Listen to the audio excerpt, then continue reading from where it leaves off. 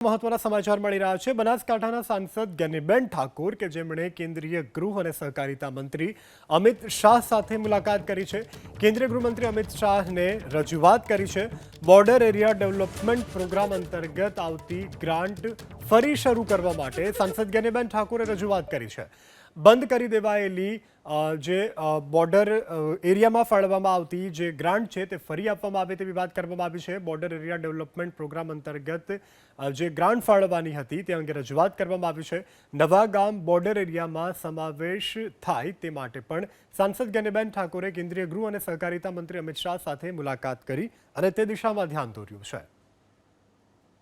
મહત્વના સમાચાર મળી રહ્યા છે। બનાસકાંઠાના સાંસદ ગેનીબેન ઠાકોર કે જેમણે કેન્દ્રીય ગૃહ અને સહકારિતા મંત્રી અમિત શાહ સાથે મુલાકાત કરી છે।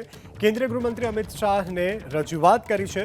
બોર્ડર એરિયા ડેવલપમેન્ટ પ્રોગ્રામ અંતર્ગત આવતી ગ્રાન્ટ ફરી શરૂ કરવા માટે સાંસદ ગેનીબેન ઠાકોરે રજૂઆત કરી છે।